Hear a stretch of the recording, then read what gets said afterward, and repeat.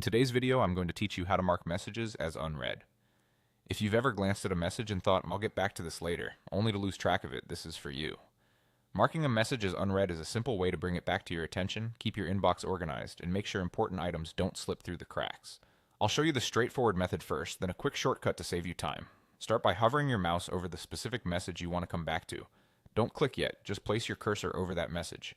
When you do, a small toolbar or set of icons will appear on the right side of that message. Look for the More Actions icon. It's the one that looks like 3 dots. This icon is sometimes called the overflow menu, and it keeps extra options tucked away so your screen stays clean. Go ahead and click those 3 dots to open the menu. In the list that appears, select Mark as Unread. The change is immediate. You'll typically see a visual indicator, like bold text or an unread dot, so you can easily spot it later in your list.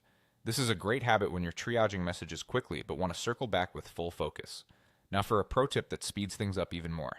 If you want to mark a message as unread without opening any menus, use this shortcut. On Windows, hold down the Alt key. On a Mac, hold down the Option key. While you're holding the key, click the message you want to return to. Instantly, it will be marked as unread from that point forward.